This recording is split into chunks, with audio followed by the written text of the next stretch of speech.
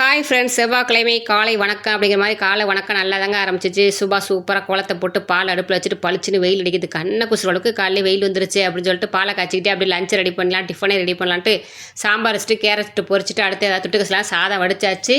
தோசை ஊற்றிக்கிட்டு இருந்தேன், 2 தோசை. 3ஆவது தோசை ஊற்றையில் காலை வரையிருச்சு. யார் நம்ம சிலிண்டரு டப்பு நின்றுச்சு. எதிர்பார்க்கவே நான் வாங்கி வைக்காமல் விட்டுட்டேன். இன்றைக்கி வேறு ஊருக்கு வேறு போகிறேன். சிலிண்டர் வேறு தீர்ந்து போச்சு. ஒரே பரபரப்பாக எனக்கு ஒன்றுமே போடல. பசங்க பாப்பாலாம் எப்படி சமைச்சு சாப்பிடுவாங்க நம்ம ஊருக்கு போகிற நேரத்துலன்னு மண்டை காயுது. எல்லாம் பாதி பாதியாக வென்றுச்சு. யாருக்குடா ஃபோன் அடிப்போன்னு யோசிச்சுட்டு சரி கரண்ட் அடுப்பை ரெடி பண்ணுவோன்னு அவங்கள ரெடி பண்ணி பிளக்கை சொல்லி சுவிட்சை போட்டால் அவங்களும் ஒர்க் ஆகலை. ஏன்னா ரொம்ப நாள் ஆச்சு கரண்ட் அடுப்பு யூஸ் பண்ணி. அவங்க ஒரு பக்கத்து மூலையில் அப்படியே இருந்துட்டாங்க. என்ன செய்யறதுல யோசிச்சு பார்த்துட்டு இருக்காண்டா நண்பேன் அப்படின்னு சொல்லி ஃபோனை அடித்தேன் பாருங்க என் ஃப்ரெண்டுக்கு.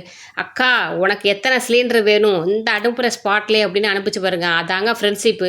நம்ம கேட்டோன்னே டக்குனு இல்லைன்னு சொல்லாமல் யோசிக்காமல் அந்த சிலிண்டர் எடுத்துகிட்டு போக்கா. எவ்வளோப்பா காசு அப்படின்னு கேட்குறேன். நீ காசை பற்றி பார்த்தா சிலிண்டர் எடுத்துகிட்டு போ அப்படின்னு செஞ்சு பாருங்க. சிலிண்டர் இழந்து மாட்டி ஃபஸ்ட்டு டீயை போட்டு குடிச்சு தலைவலியை போக்கிட்டேங்க.